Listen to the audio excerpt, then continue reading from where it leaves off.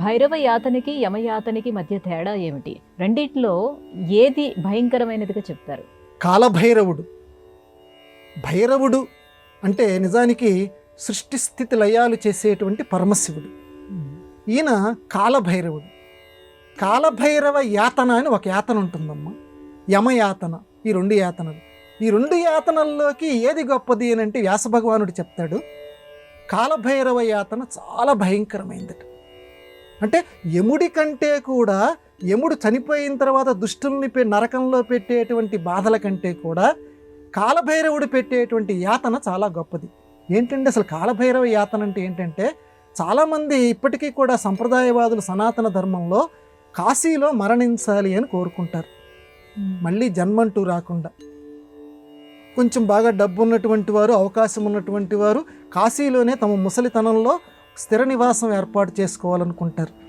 అయితే ఎక్కడ పాపం చేసినా కాశీలో గనక అడుగు పెడితే పాపాలన్నీ పోతాయి, కానీ కాశీలో పాపం చేస్తే మళ్ళీ అదొకటి.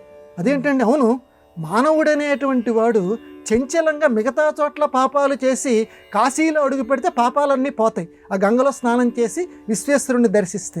కానీ కాశీలో ఉండి పాపం చేస్తే, పాపం అంటే మానసికమైన పాపం కావచ్చు, శారీరకమైన పాపం కావచ్చు, ఒక ఆచారం పాటించాల్సింది అనాచారం పాటిస్తే అది పాపమే.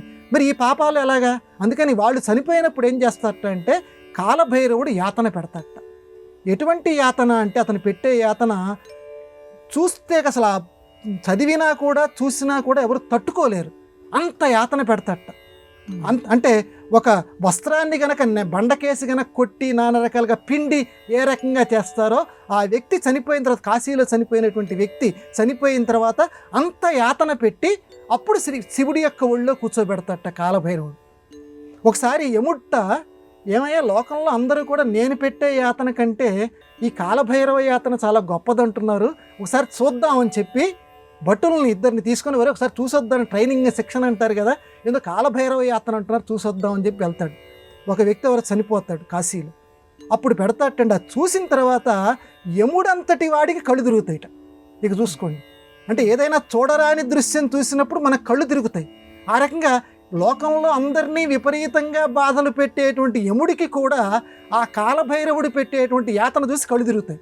అంటే అంత యాతన పెట్టి శుభ్రం చేసి, ఎందుకంటే మళ్ళీ జన్మంటూ లేదు కదా, కాశీలో మరణించినటువంటి వాడికి మళ్ళీ జన్మంటూ లేదు. అందువల్ల జన్మంటూ రాకుండా ఉండాలి అంటే వాడిలో ఉండే సమస్తాన్ని తీసిపడేసేయాలి.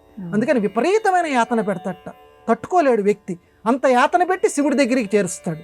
అందువల్ల లోకంలో యమయాతన కంటే కూడా కాలభైరవ యాతన చాలా గొప్పది, అది భరించలేనటువంటిది అని శ్రీనాథ మహాకవి కాశీఖండంలో చెప్తాడు, వ్యాస భగవానుడు స్కాంద పురాణంలో చెప్తాడు. అందువల్ల ఆ కాలభైరవ యాతన పడకుండా ఉండాలి అని అంటే కాశీలో ఉండేటువంటి వాళ్ళు కానీ, లేదా విడి ప్రదేశాల్లో ఉండేటువంటి వాళ్ళు కానీ పాపాలు చేయకుండా ఉండటానికి ప్రయత్నం చేయాలి. అందులో కాశీలో ఉన్నటువంటి వాళ్ళు మరింత జాగ్రత్త వహించాలి, ఎందుకంటే ఆ యాతన అనేది మాటల్లో వర్ణించలేనటువంటి